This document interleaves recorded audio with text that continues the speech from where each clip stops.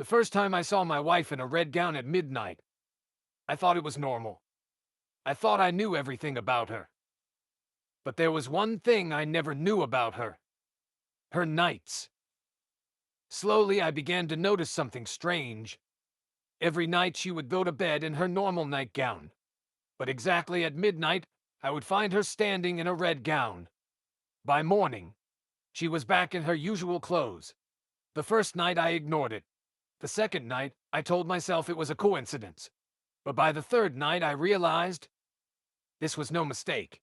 And sometimes, she wasn't even in bed at all. One morning, I asked her, "Honey, sometimes I see you in a red gown at night. But by morning, you're in something else. Why change clothes?" She froze, then laughed softly. "Me? A red gown? Come on, honey. You worry too much. I've told you before, I don't even like red." She hugged me tight, smiling. But I could feel it. She was hiding something. That night, I made up my mind I would stay awake and catch her. But no matter how hard I tried, I always drifted off. And by morning, she would tap me gently, smiling as she said, "Honey, it's 6 a.m. already." I became restless, so I came up with a smarter plan. If I could take away that red gown before midnight, maybe then I would finally know the truth. That evening, I took her to her favorite movie house. She was so focused on the screen, laughing at every scene, that she didn't notice my eyes on her. "Honey," I said casually, "do you care for ice cream?" Her face lit up. "Of course. You know I can't say no."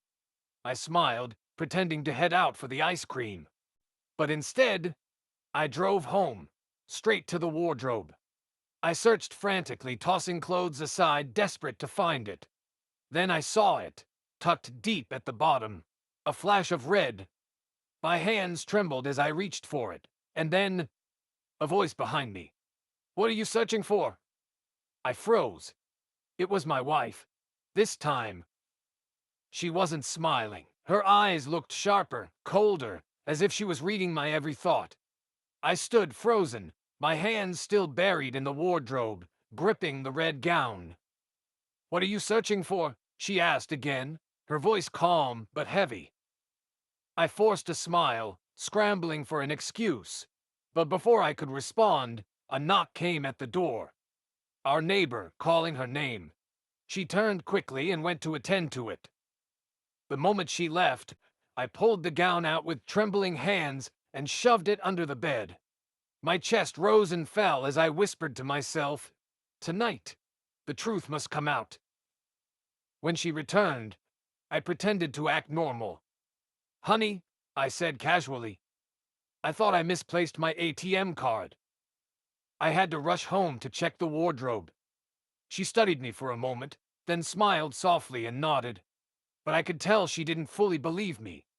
We talked, laughed even. But inside, I wasn't calm. I was watching every move, waiting for midnight.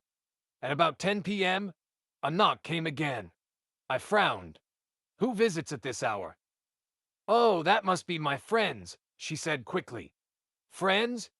You never told me anyone was coming." "Sorry, darling. Their car broke down. They asked to stay here tonight." She opened the door and my body went cold. Two women walked in. Both of them looked exactly like my wife. I've never seen them before. I forced a smile and welcomed them in. Since it was just a one-bedroom flat, I offered to sleep in the sitting room while they stayed in the bedroom. But I couldn't sleep. My eyes kept darting to the door. Close to midnight, the bedroom door creaked open. My wife stepped out first, her face calm but unreadable. Behind her, the two friends followed, both dressed in the same red gowns. A chill ran down my spine. They stood together, staring at me. For a moment, it looked as if my wife belonged with them.